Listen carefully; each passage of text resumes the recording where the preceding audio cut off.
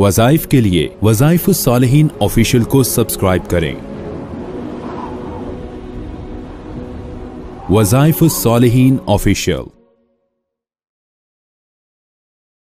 نحمده ونصلي ونسلم على رسوله الكريم اما بعد فاعوذ بالله من الشیطان الرجیم بسم اللہ الرحمن الرحیم۔ ماہ سفر کی 13، 14، 15 تاریخ کا بہت ہی پرتاثیر عمل ہے جو آپ کی زندگی سے محتاجی کو ختم کر دے گا۔ محتاجی ایک اللہ رب العزت کی طرف سے بہت بڑی آزمائش ہے، اور جس انسان کو محتاجی میں مبتلا آپ دیکھیں تو دعا اللہ سے کریں کہ اللہ اس کو بھی محتاجی سے نکال دے اور آپ کو بھی اس آزمائش میں مبتلا نہ کرے، اس لیے کہ نبی علیہ الصلوۃ والسلام نے فرمایا کہ غربت اور تنگ دستی جو ہے وہ بعض اوقات کفر کی طرف لے جاتی ہے، انسان اسلام کو بھی چھوڑ دیتا ہے۔ اور اسی لیے آپ علیہ الصلوۃ والسلام نے ایک صحابی طلحہ انصاری رضی اللہ تعالیٰ عنہ سے فرمایا تھا، جب وہ خدمت میں حاضر ہوئے، یا رسول اللہ میرا سارا مال آپ صدقہ قبول فرما لے۔ آپ نے فرمایا نہیں، تم آدھا صدقہ کرو، باقی آدھا چھوڑ جاؤ۔ بندہ اپنے ورثاء کو مالدار چھوڑ کے جائے،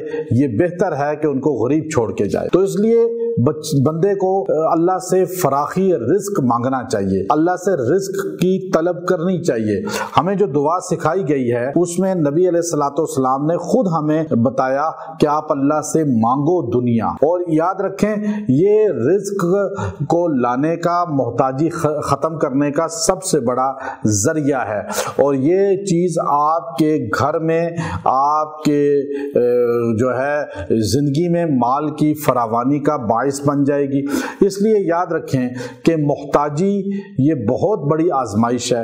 ہمارے نبی صلی اللہ علیہ وسلم نے اس سے بھی پناہ مانگی ہے، اور صحابہ کرام نے جو محتاجی اور غربت کے دن گزارے ہیں وہ اللہ رب العزت نے آغاز اسلام میں آپ کو عطا فرمائے تھے۔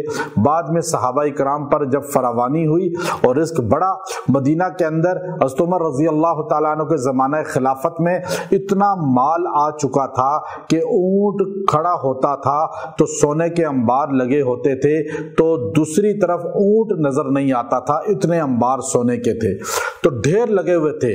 نوشیروان ایران جب فتح ہوا، روم جب فتح ہوا، مال کی کثرت ہو گئی، صحابہ کرام کے پاس اللہ نے اتنا وسعت عطا فرمائی کہ عبداللہ بن عمر رضی اللہ تعالیٰ عنہ کے پاس 1000 نوکر تھے، عبداللہ بن زبیر رضی اللہ تعالیٰ عنہ کے پاس 10,000 نوکر تھے، تو ہزاروں بکریاں، اونٹ آپ کے پاس ہوا کرتے تھے۔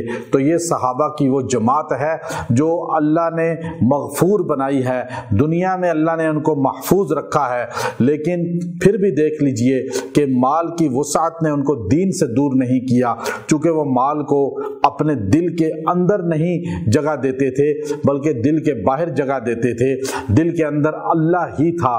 وہ آدمی گناہگار ہوتا ہے جو مال کی ہوس، لالچ دن کے اندر رکھ لیتا ہے، اور پھر اللہ رب العزت اور دین کے احکامات کو پسے پش ڈال دیتا ہے، پھر وہ پست اور ذلیل ہوتا ہے، محتاجی سے ذلت کی طرف چلا جاتا ہے۔ پیسہ تو آ جاتا ہے، محتاجی ختم ہو جاتی ہے، لیکن ذلت اسے دبوچ لیتی ہے، رسوائی دبوچ لیتی ہے۔ تو اس لیے آپ اللہ سے مانگیں، اللہ آپ کو رزق کی فراوانی دے، محتاجی کو ختم کرے۔ یہ دعا اتنی جامع دعا ہے جو میں آپ کو بتا رہا ہوں۔ ایام 20 کے دن ہیں، یہ 3 دن روزہ بھی رکھنا سنت ہے، اور یہ چاند کے روشن دن ہوتے ہیں۔